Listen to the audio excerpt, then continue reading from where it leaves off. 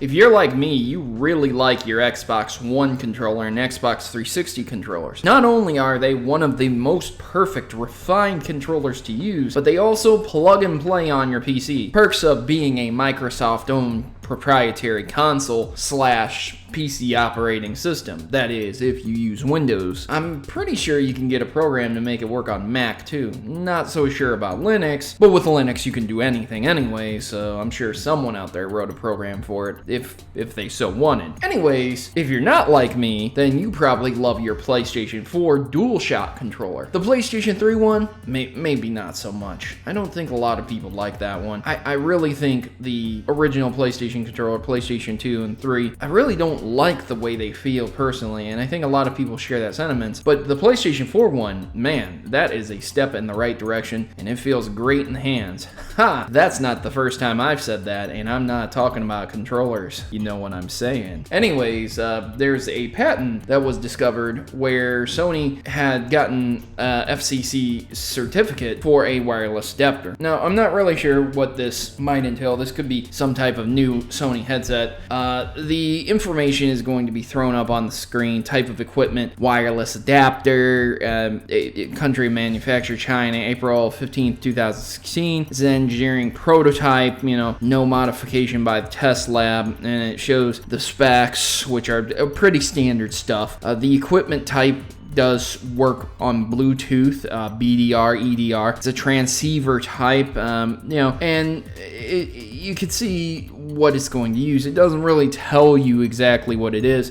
This may also just be an update for the controller itself for the PlayStation 4 Neo. However, I don't think that's the case, because why would they alter the controller at all? I mean, there's literally no reason to alter the Bluetooth in it. There's no reason to upgrade it. It works. It's fine. It's not that big of a deal, right? So my thoughts are that they are releasing a wireless dongle, which has also been discovered as a potential, and they are going to allow you to plug this dongle into your computer and use your PlayStation 4 controller on your computer. Now, this dongle also might be used for the headset. So, for whatever reason, I know it's going to be powered by the console, but perhaps Sony is going to permit people to use their headsets on their PCs also and try and combat the Oculus and HTC Vive competition. And if you really think about that, that's a great idea. But in order to do that, they would require a controller, right? So obviously they aren't going to want to use the Xbox One and PlayStation,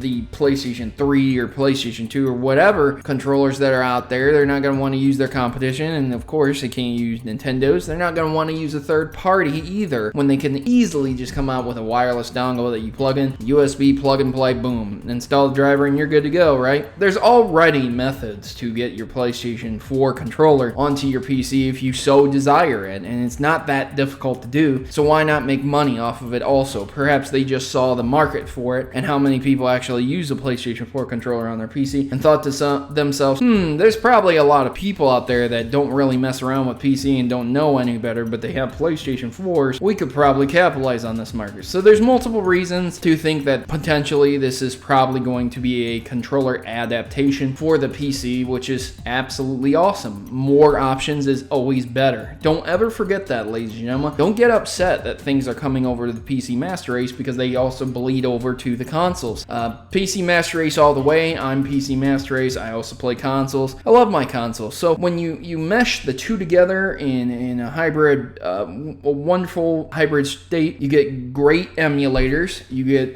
great controller support for said emulators, and you don't have to give up your money to third-party controllers that are absolute garbage in the end. There's very few third-party controllers that even hold their weight against regular just Xbox One controller, regular PlayStation 4 controller. It's very sad and hard. It was back in the day. I think I used to use a Logitech Wingman, and I recently found that and bought it again just for sentimental value sake, and it was a really good controller, but at the same time, I I would have definitely preferred to have a Super Nintendo controller, a Sega Genesis controller that would work on the PC at the time because I loved playing my emulators. Anyways, ladies and gentlemen, I've been your host, Protomario, and I'm signing out. Would you buy a PlayStation 4 controller for your PC? Would you just hack it yourself? Would you just install the various programs yourself to make it work on the PC? Would you buy a separate Bluetooth module to just make it work on PC? Let me know in the comments below. And as always, ladies and gentlemen, good gaming and God bless.